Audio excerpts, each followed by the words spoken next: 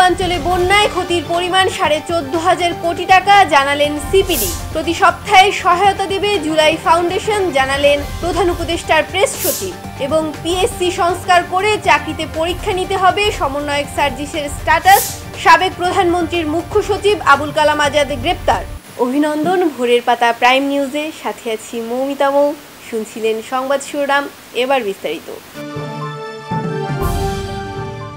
দেশের পূর্বাঞ্চলে সাম্প্রতিক বন্যায় কৃষি ও বনায়নে সবচেয়ে বেশি ক্ষতি হয়েছে। এ বন্যায় 14,421 কোটি টাকার ক্ষয়ক্ষতি হয়েছে বলে জানিয়েছেন centre for policy dialogue CPD.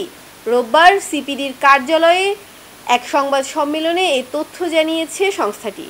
সংবাদ সম্মেলনে সিপিডির নির্বাহী পরিচালক ফাহমিদা খাতুন বলেন, কুমিল্লা, ফেনী, নোয়াখালী ও লক্ষ্মীপুর সহ দক্ষিণ পূর্বাঞ্চলে সাম্প্রতিক ভয়াবহ বন্যায় 14,421 কোটি টাকার ক্ষয়ক্ষতি হয়েছে, যা জিপিডির 0.26%। এর মধ্যে কৃষি ও বন খাতে সবচেয়ে বেশি ক্ষতি হয়েছে। ক্ষতির পরিমাণ 5,169 কোটি টাকা। জুলাই শহীদ স্মৃতি ফাউন্ডেশন সাম্প্রতিক ছাত্র জনতার গণ অভ্যুত্থানে আহতদের মধ্য থেকে প্রতি সপ্তাহে 200 থেকে 300 জনকে সহায়তা প্রদান করবে বলে জানিয়েছেন প্রধান উপদেষ্টার প্রেস সচিব শফিকুল আলম। গেল শনিবার রাজধানীর ফরেন সার্ভিস একাডেমিতে এক প্রেস ব্রিফিংয়ে তিনি একথা বলেন। প্রেস ব্রিফিংয়ে তিনি বলেন, আশা করি আন্দোলনে আহতদের মধ্য থেকে আমরা প্রতি সপ্তাহে 200 থেকে 300 জনের পাশে দাঁড়াতে পারব। প্রেস সচিব বলেন, জুলাই শহীদ স্মৃতি ফাউন্ডেশন প্রধান উপদেষ্টার ত্রাণ ও কল্যাণ তহবিল থেকে 100 কোটি টাকা পেয়েছে এবং একটি কল্যাণ সংস্থা হতে 1 কোটি টাকা অনুদান দিয়েছে।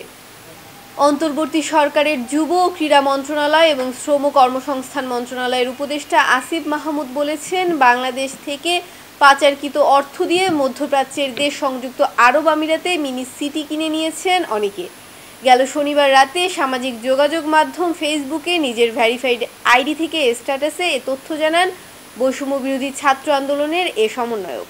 আসিফ মাহমুদ তার স্ট্যাটাসে লিখেছেন, বাংলাদেশ থেকে পাচারকৃত অর্থে সংযুক্ত আরব আমিরাতে মিনি সিটি পর্যন্ত কিনে রেখেছে পতিত ফ্যাসিস্টরা। পাচারকৃত অর্থের একটা বড় অংশই ইনভেস্ট হয়েছে সেখানে। চলতি সপ্তাহের মধ্যে সরকারি কর্ম কমিশন সংস্কারের দাবি জানিয়েছেন বৈষম্য বিরোধী ছাত্র আন্দোলনের সমন্বয়ক সার্জিস আলম। শনিবার রাতে নিজের ভেরিফাইড ফেসবুকে এক পোস্টে দিয়ে তিনি এ দাবি জানান। সার্জিস লিখেছেন, এই সপ্তাহের মধ্যে পিএসসি সংস্কার করে চাকরি প্রত্যাশীদের জব এক্সামগুলো শুরু করতে হবে।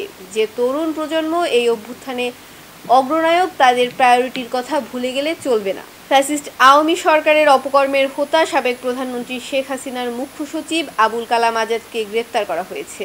শনিবার রাজধানীর ধানমন্ডি থেকে তাকে গ্রেপ্তারের বিষয়টি নিশ্চিত করেন ডিএমপি অতিরিক্ত কমিশনার রেজাউল করিম মল্লিক। এবার আন্তর্জাতিক সংবাদ।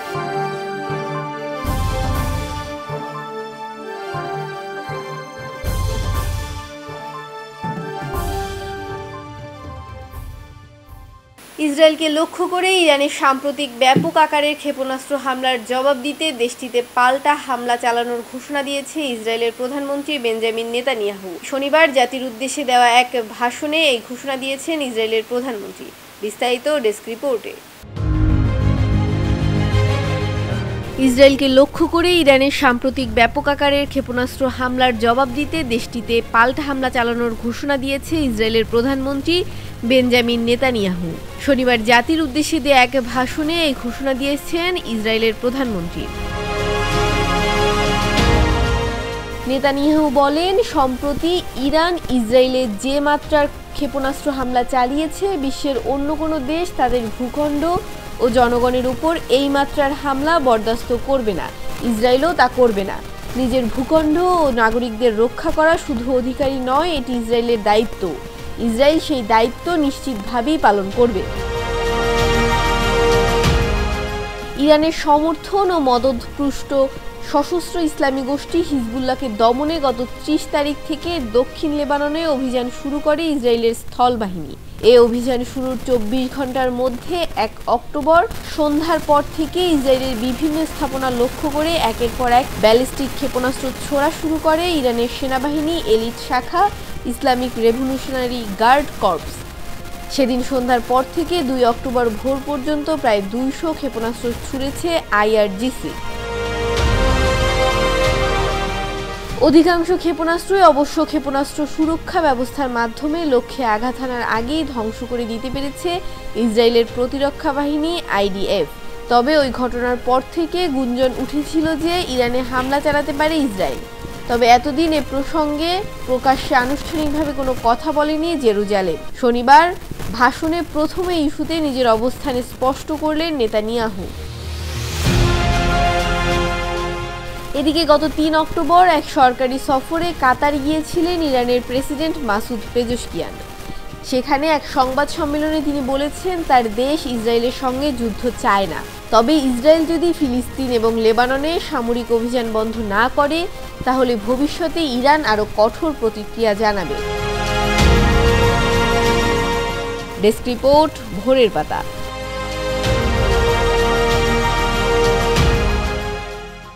এবার বিনোদনের সংবাদ।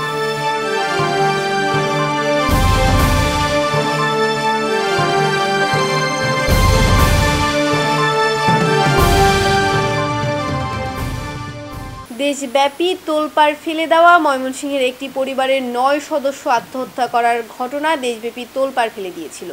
সেদিনের সেই ঘটনা নিয়ে এবার আসছে ওয়েব সিরিজ, নাম চক্র। এর চিত্রনাট্য পরিচালনা করেছেন ভিকি জায়েদ। বিস্তারিত ডেস্ক রিপোর্টে। দেশব্যাপী তোলপাড় ফেলে দেওয়া ময়মনসিংহের একটি পরিবারের ৯ সদস্যের আত্মহত্যা করার ঘটনা দেশব্যাপী তোলপাড় ফেলে দেয়। সেই দিনের সেই ঘটনা নিয়ে এবার আসছে ওয়েব সিরিজ, নাম চক্র। এর চিত্রনাট্য পরিচালনা করেছেন ভিকি জায়েদ। চক্র অবশেষে সিরিজ হয়ে আগামী ১০ অক্টোবর মুক্তি পেতে যাচ্ছে।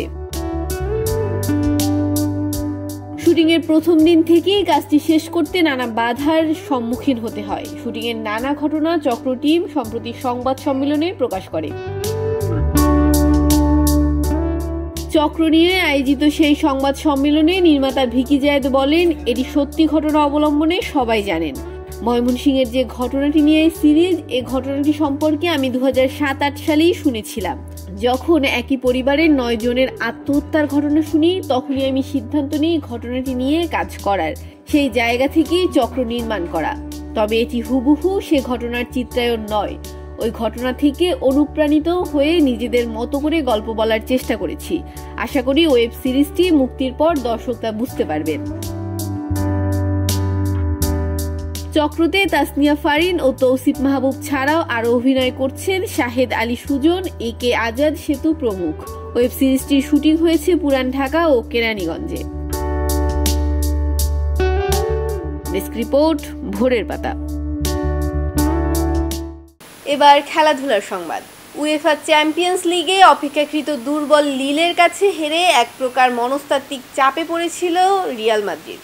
সেই চাপ কাটিয়ে উঠতে পরের ম্যাচে ভিয়ারিয়ালের বিপক্ষে জয়টি ছিল বেশ গুরুত্বপূর্ণ। সান্তিয়াগো বার্নবুতে সেই গুরুত্বপূর্ণ জয়টি আদায় করে নেয় স্প্যানিশ জায়ান্টরা।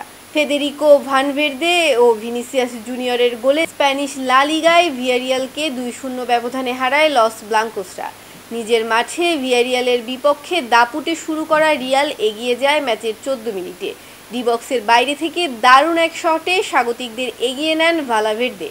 ম্যাচের 73 মিনিটে ব্রাজিলিয়ান তারকা ভিনিসিয়াস জুনিয়রের দুর্দান্ত গোলে 2-0 এগিয়ে যায় রিয়াল। সংবাদ শেষ করার আগে শিরোনামগুলো আরেকবার। পূর্বাঞ্চলে বন্যায় ক্ষতির পরিমাণ 14,500 কোটি টাকা, জানালেন সিপিডি। প্রতি সপ্তাহে সহায়তা দেবে জুলাই ফাউন্ডেশন, জানালেন প্রধান উপদেষ্টার প্রেস সচিব। এবং পিএসসি সংস্কার করে চাকরিতে পরীক্ষা নিতে হবে, সমন্বয়ক সার্জিসের স্ট্যাটাস। সাবেক প্রধানমন্ত্রীর মুখ্য সচিব আবুল কালাম আজাদ গ্রেপ্তার। এই ছিল আজকের ভোরের পাতা প্রাইম নিউজ। সারা দেশের সর্বশেষ আপডেট পেতে চোখ রাখুন ভোরের পাতায়। ধন্যবাদ।